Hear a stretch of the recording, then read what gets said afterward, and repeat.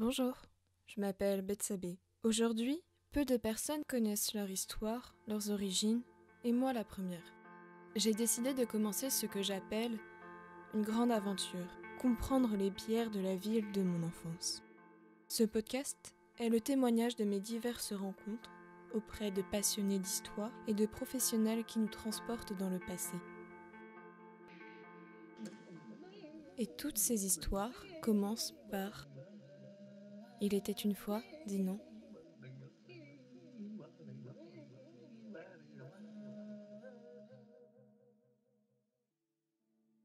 Dans cette seconde partie, sur les guerres de religion, avec Stuart de l'association Rubrican Easter Brace, nous allons enfin parler de la Bretagne durant ces guerres. Alors la Bretagne a été largement épargnée par les guerres de religion, puisqu'en fait il y a très peu de protestantisme en Bretagne. On aura l'occasion d'en revenir un petit peu après. Il y a quelques foyers, mais c'était beaucoup moins que dans d'autres provinces de France, notamment dans le Midi, encore dans le Poitou. La Bretagne va connaître un peu de protestantisme, dans le sens où il va y avoir certains foyers, notamment à Nantes, mais surtout à Vitré. Pourquoi ces deux villes ? Ce sont des zones marchandes. Nantes, naturellement, parce qu'il y a la Loire qui lui permet de commercer, mais également Vitré. Ça pourrait être surprenant dans le sens où Vitré n'est pas un port, mais par contre, il y a toute une industrie toilière qui fait que Vitré participe vraiment à ce qu'on appelle l'âge d'or de la Bretagne. C'est une grande prospérité économique qui apparaît au XVIe et au XVIIe siècle et qui va toucher certains endroits de Bretagne, notamment cette zone de Vitré. Donc il y a énormément de marchands à cet endroit-là. Comme je le disais tout à l'heure, justement, le protestantisme s'est répandu via ces réseaux de marchands, d'intellectuels de par le monde. Quelques foyers protestants qui sont assez minoritaires, mais même s'il n'y a pas eu tellement de guerres en Bretagne durant cette deuxième moitié du XVIe siècle, il va quand même y avoir quelques tensions et certains coups de force qui ont pu apparaître à l'époque. Par exemple, la ville de Vitré qui a été prise par les Huguenots, donc l'autre nom qu'on donne aux protestants, en 1574. Les Huguenots qui vont ensuite être chassés de là. Mais c'est également le cas en 1577, où c'est la ville de Concarneau qui va être prise par des protestants, soutenus notamment par des protestants de La Rochelle. Mais les communaux, donc toutes les paroisses qu'il y a autour de Concarneau, vont se soulever, vont réussir à reprendre la ville, et vont même massacrer les protestants qui ont fait ce coup de force. Alors que les Rochelais, eux, tendaient à vouloir soutenir les protestants de la ville. Il y a un dernier coup de force aussi qui nous intéresse particulièrement, ça a lieu à Dinan. C'est en 1587, donc un an avant la guerre de la Ligue. C'est un coup de force protestant qui vient par contre de Normandie. La Normandie est l'une des régions où il y a pas mal de protestantisme et où il va y avoir une compagnie de soldats composée de 120 cavaliers lourds et de 100 arquebusiers à cheval qui vont descendre de Normandie, arriver à Pontorson et tenter ce coup de force au niveau de Dinan. Un coup de force qui ne va pas réussir, mais qui va tout de même marquer les esprits à l'époque, et notamment les Dinanais. Depuis 1532, la Bretagne fait partie intégrante du Royaume de France.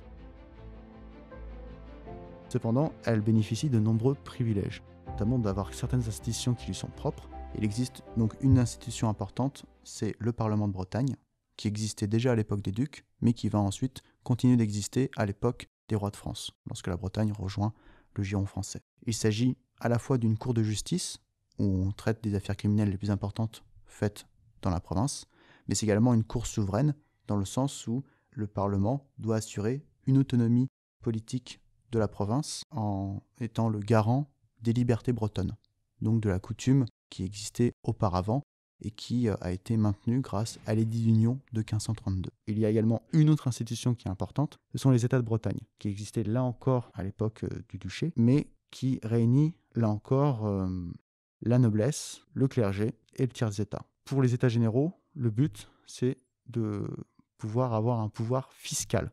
C'est eux qui décident de l'impôt qu'il faut donner ou non au roi de France. Donc là-dessus, en fait, ce sont des libertés qui sont garanties par l'édit d'union de 1532 et que les élites bretonnes vont protéger au cours des décennies, voire des siècles, jusqu'à la Révolution française. Également, il y a une forme d'institution qui existe, c'est le gouvernement, à savoir le fait qu'il y ait un représentant du roi dans la province. Et cet homme-là, à l'époque de la Ligue, c'est le duc de Mercœur, qui devient gouverneur en 1582. Il a des prérogatives militaires, mais c'est également le gouverneur qui préside à certaines instances, notamment les États généraux. C'est vraiment le représentant du roi dans la province. Afin de comprendre la suite, il faut s'arrêter sur l'un des protagonistes de cette période, le duc de Mercœur. Alors, le duc de Mercœur, qui est-il ? Alors, le duc de Mercœur, il fait partie de la maison de Lorraine, qui est très liée à la maison de Guise. On en a parlé tout à l'heure, c'est une famille qui est ouvertement pro-catholique. Il a alors 24 ans lorsqu'il devient gouverneur de Bretagne. Et il le devient grâce à un réseau italien qu'il a dans son sillage, qui est très proche du réseau de Henri III. Il y a également un autre avantage pour le duc de Mercœur, et qui explique aussi pourquoi il a pu devenir gouverneur à un si jeune âge, c'est le fait que sa sœur, Louise, devient reine de France. Ça fait du roi de France, Henri III, le beau-frère du duc de Mercœur. Par ailleurs, le duc de Mercœur lui-même va épouser Marie de Luxembourg, qui est la fille de l'ancien gouverneur et qui est issue de la maison de Penthièvre. C'est une des maisons, une des familles qui a des revendications anciennes sur le duché de Bretagne. De cette façon, le duc de Mercœur peut tout à fait être légitime à être gouverneur de la province de Bretagne, puisqu'il a à la fois l'appui du roi, mais également de par son mariage, il est, si je peux dire, dans la lignée vraiment des prétendants au trône de Bretagne.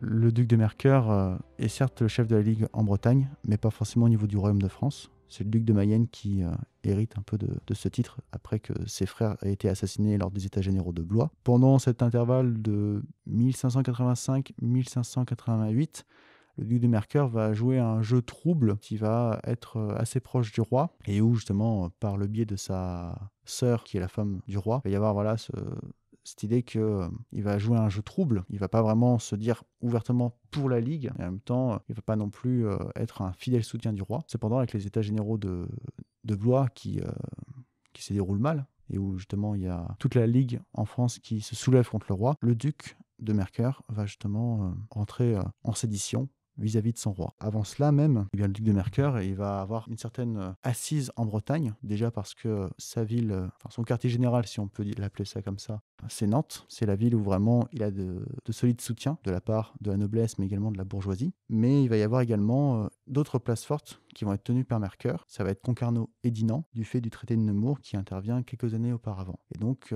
Dinan va devenir par la suite le second quartier général de Mercœur, ou du moins une capitale administrative secondaire vis-à-vis de Nantes. Le duc de Mercœur est une personnalité de la Ligue importante. Quand est-ce qu'il entre véritablement dans le conflit ?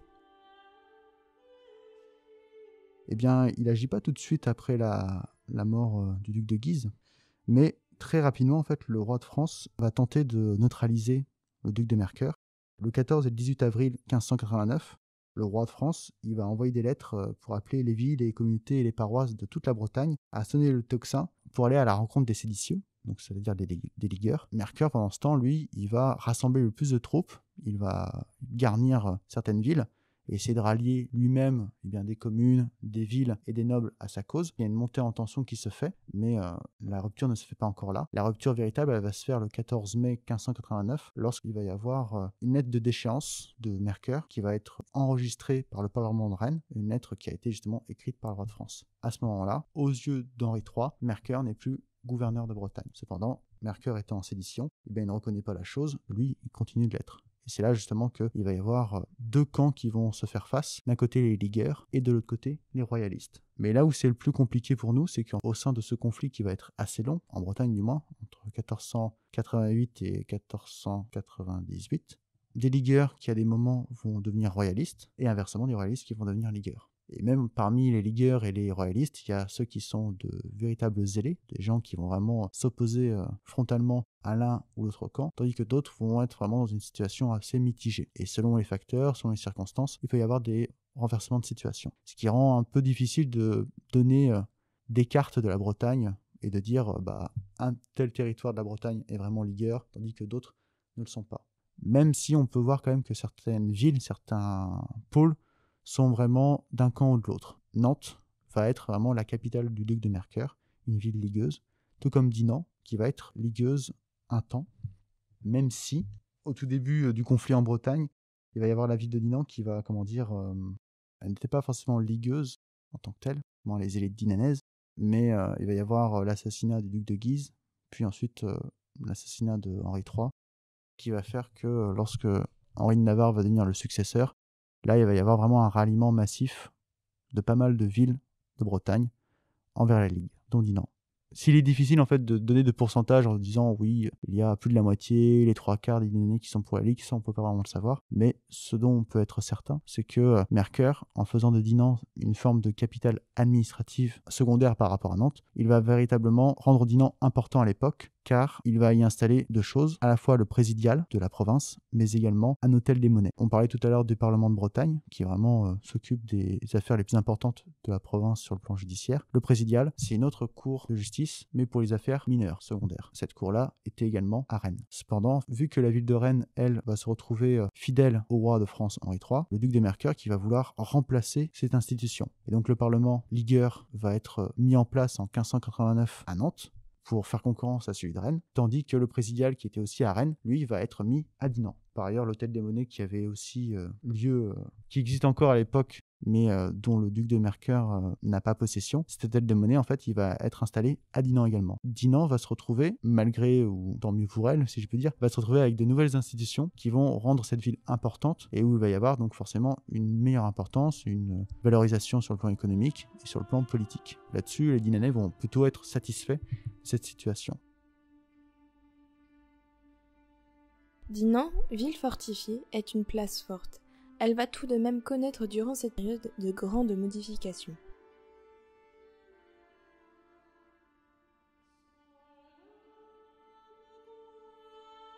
Dinan, en fait, depuis la fin du duché de Bretagne indépendant, elle bénéficie de pas mal de remparts qui ont pu être améliorés depuis le XIIIe siècle. Il y a également une tour ducale. Le duc de Mercœur va vraiment fortifier davantage cette ville de Dinan en constituant tout d'abord un château, et c'est là que ça va être très intéressant, c'est qu'il va réunir en un seul ensemble la tour ducale, mais également la porte du guichet et la tour du Couëtquin. La porte du guichet va être murée à cette époque-là. Or, pour l'époque, c'était vraiment la porte sud, celle qui conduisait vers Rennes, et il va la murer.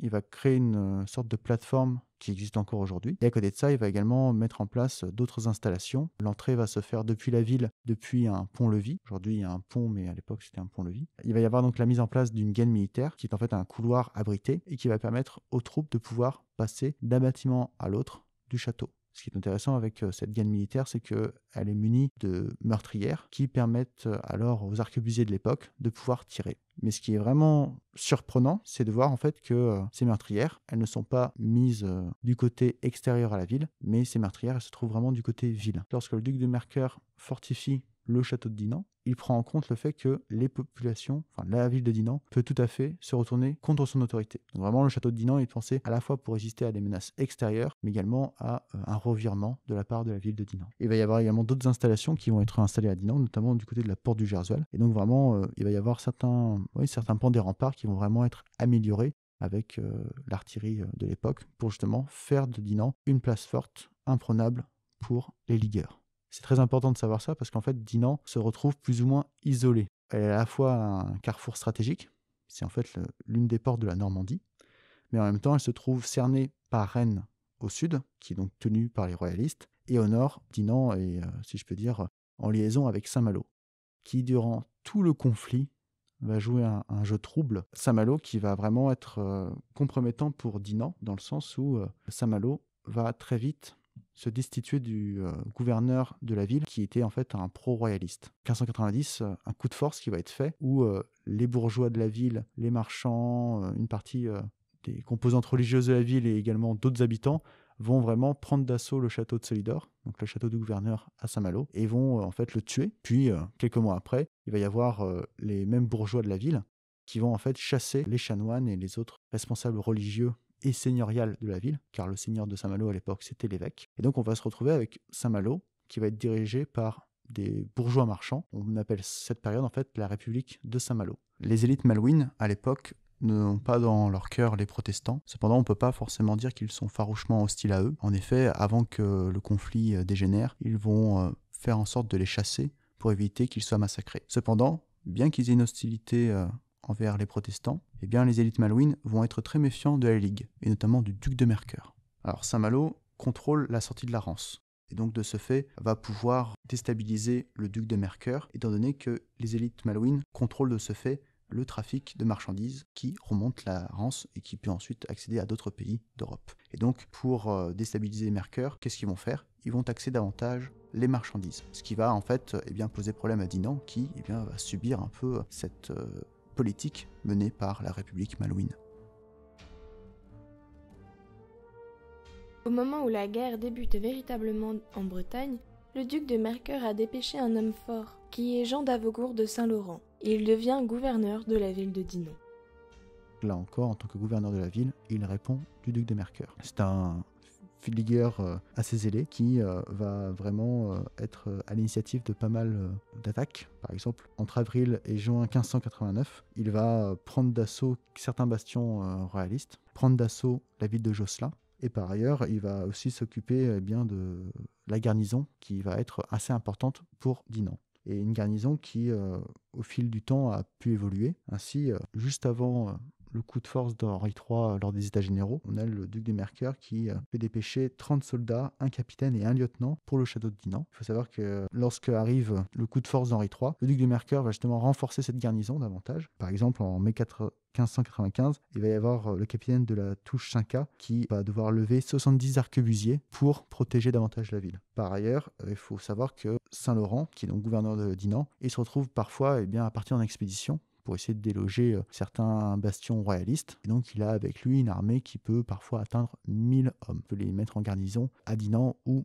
à ses côtés. Par ailleurs, il y a même parfois des troupes étrangères qui peuvent être logées dans Dinan. Entre 1492 et 1493, il va y avoir des troupes italiennes dépêchées par le roi d'Espagne, Philippe II, qui vont se retrouver en garnison à Dinan. Donc vraiment, Dinan, c'est une place forte, c'est un endroit qui est stratégique pour Mercœur durant tout le conflit.